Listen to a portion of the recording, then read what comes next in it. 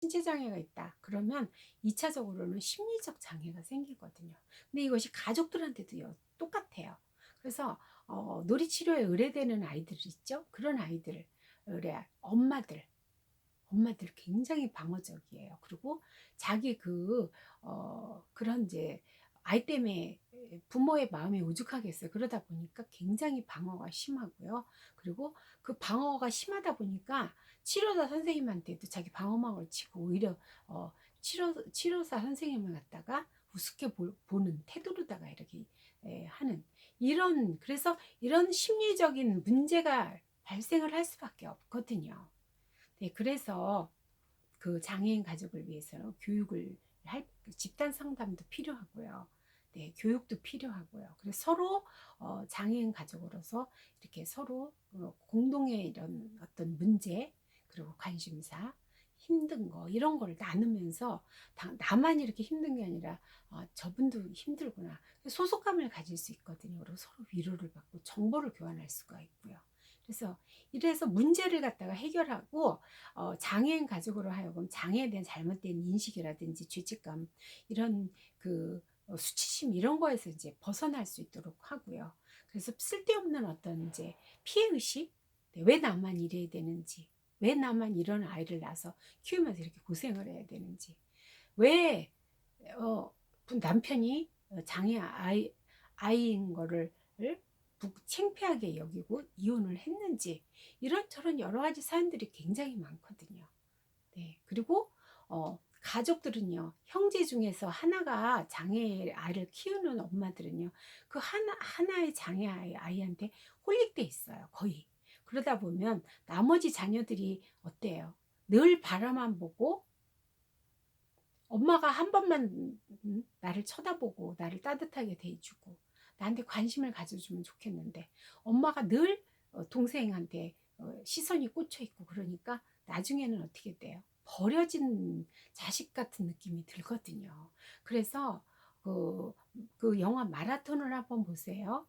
정말 그 남편과 네, 그, 그, 그 마라톤 주인공의 그 가족들이 정말 너무나 황폐한 가족의 모습을 보여주는 게 나오잖아요. 남편도 그 아내가 자기 아이한테만 홀릭돼가지고 자기를 돌보지를 않고 나머지 형제도 그냥 당연히 너희 당신네들은 멀쩡하니까 알아서 살아라 식으로다가 이렇게 이제 한 아이한테만 홀릭돼 가지고 그 아이만 거두기도 너무 버거웠고 하니까 여유가 없는 거예요. 그래서 참 이 장애인 복지 센터에 가가지고 이제 이 사회복지학을 하는 분들은요.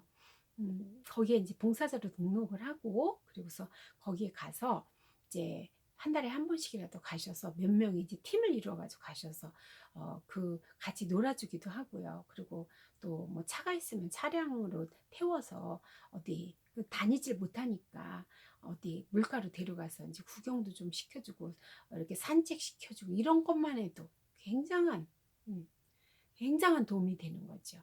그리고 이제 그 장애인 복지를 하고 싶으면 네, 그 센터에 등록해서요. 봉사부터 하세요. 그러면 그쪽에서요. 성실하게 봉사하면 사람이 필요할 때 먼저 부르게 돼 있거든요. 예. 그래서 그런 어떤 피해의식이나 장애의식, 네, 그런 걸 통해서 내가 방어막을 친다든지, 피해의식이 많다든지, 죄책감이 많다든지, 수치심이 많다든지, 이렇게 해서 그 2차적인 심리적인 문제들을 갖다가, 네, 좀 해소를 해주고, 이 장애인 가족들을 정말 위로가 필요하고, 네, 상담이 필요한 가족들이거든요. 그래서 이분들이 집단 상담을 이제 좀 한 10회기 정도 이렇게 하는 것도 필요하고요. 그리고 지지자 집단으로 이렇게 운영해서 나가는 것도 굉장히 필요합니다. 네, 교회에서 가족을 대상으로 한 교육을 실시하게 될 때 먼저 장애인 가족과 친구 그리고 이웃을 구원으로 인도하고 그들을 통해서 다시 장애인을 구원으로 인도하는 목회 조력자로 가족을 활용할 수 있다. 이렇게 하고요. 세 번째가 장애인 가족의 역할을 이해하고 지원한다. 네. 장애인 가족의 심리적, 사회적 문제는 결국 개인적인 것이 아니죠. 네. 가장 중요한 건 장애인 자녀의 인권, 교육권, 이동권, 직업권, 행복 추구권, 종교의 자유. 네. 이런 것이 보장되어서 지역사회에서 한 평범한 시민으로 그렇게 살아가도록 하는 거. 네, 그래서 장애인 목회는 장애인 가족과 이웃들이 장애인과 더불어 살아가는 것에 대해서 지지하고 지원함으로써 장애인 목회를 이제 할 수가 있는 거죠.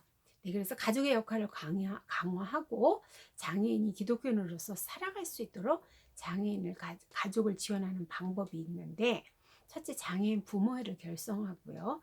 그리고 주된 참가자로 위임을 하고 그 부모들의 신앙적인 각성을 돕고요. 그리고 가족들에게 휴식을 제공하도록 하고요. 그리고 관계법과 정부의 정책 방향에 대한 상세한 설명과 앞으로의 개선 방향에 대해서 설명하고 장애인 가족들이 주체적으로 참여하도록 유도해서 어떻게 보면 하나의 장애인, 요즘에 장애인들의 결성 단체들이 많잖아요. 그렇듯이 그렇게 해서 내 목소리를 이제 낼 수 있는 그거를 이제 집단을 만들 필요가 있는 거죠. 그다음에 장애인 선교단체는 장애인 가족들에 대한 다양한 상담 창구를 개설하도록 해야 되는 거고요.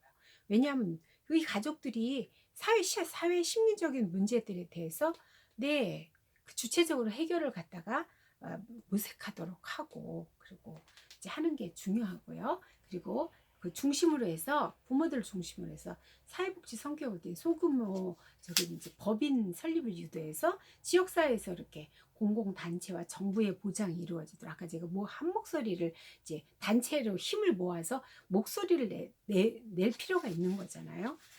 그래서 그 관계기관도 공공기관, 교육기관, 후원자 이런 사람들과 유기적으로 연결돼서 그렇게 해서 이제 목소리를 낼 수 있도록 이렇게 할 필요가 있는 거죠. 장애인 목회는 장애인을 위한 프로그램에 반드시 그 가족을 함께하는 프로그램을 실시하고 동시에 장애인 가족과 비장애인 가족과의 신앙적인 교류를 가져야 한다. 네.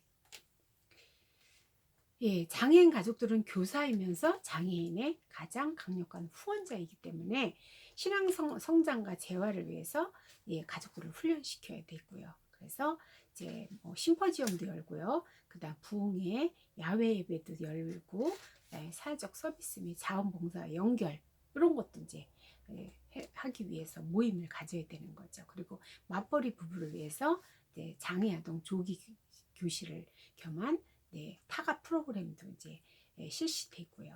네, 이렇게 해서 그야말로 한 가정에서 장애인이 출현함으로 인해서 가정의 기능과 역할에 이상이 발생할 뿐 아니라 장애인과 더불어 사는 일에도 장애를 겪게 되죠. 그래서 이제 이 장애인 가정들이 많이 파탄나는 경우가 많거든요. 지치니까 나중에. 예. 그래서 내 자식이 아니라 네 자식으로 만들어 놓고 떠나는 경우가 생겨요. 교회 중심의 장애인 목회가 이루어져야 됩니다. 그래서 이제 장애인 목회가 바로 지역 교회와 연합해서 이루어질 때 좀 더 효과적으로 이렇게 이제 그래서 지역교회 장애인 교회는 선교에 있어서 이제 현재 한국에는 3%에서 10%에 이르는 장애인들이 있다고 해요. 그런데 가장 중대한 과제는 장애인들의 수요 파악과 어떤 방법으로 그들을 갖다가 연결 장애인 이제 재활이라든지 사회 참여를 갖다가 하도록 이렇게 연결되는 이런 것들을 이제 어떤 방법으로 할지 이런 것 대해서 그래서 이제 그것도 이제 좀 수요라고 보면 좀 그런데 일단은 어떤 장애인들이 있는지 이런 거를 이제 좀 정확하게 파악할 필요가 있겠죠. 지역 사회에. 예.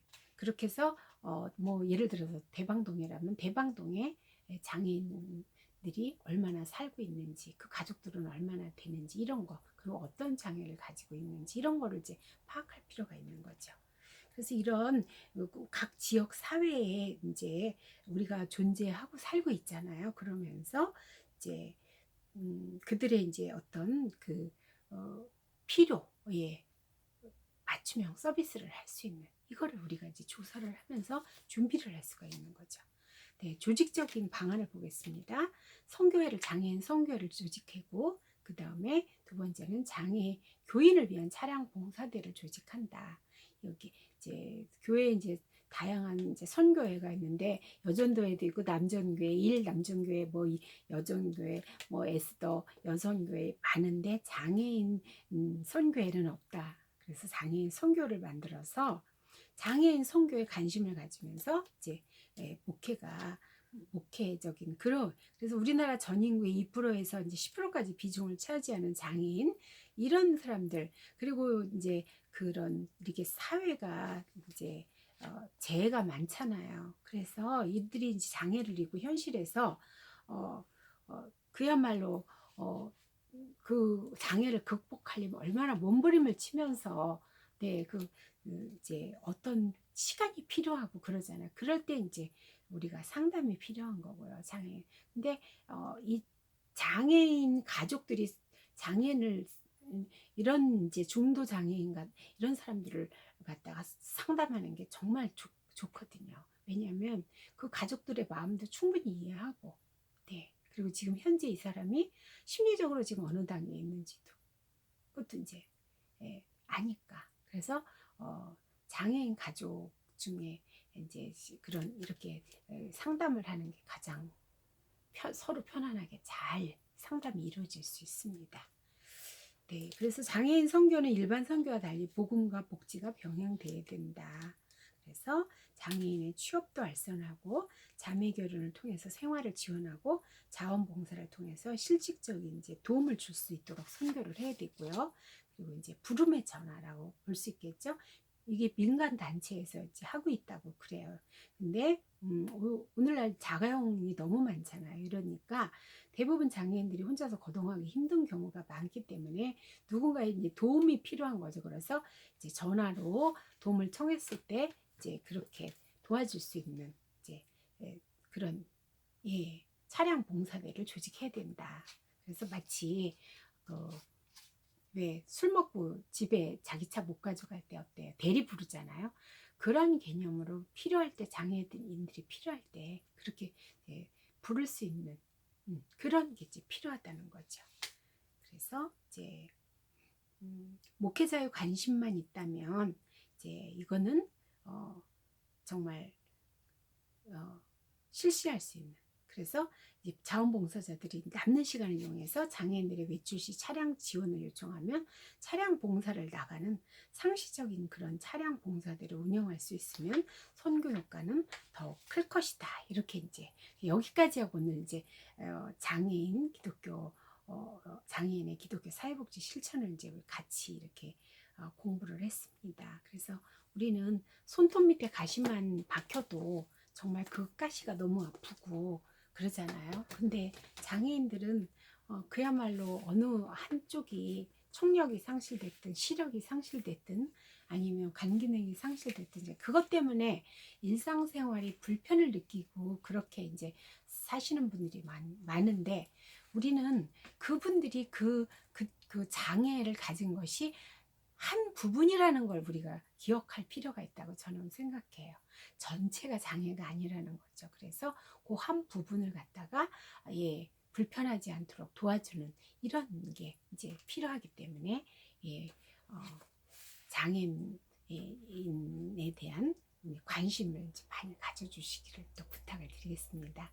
또 다음 주에 뵐게요. 감사합니다.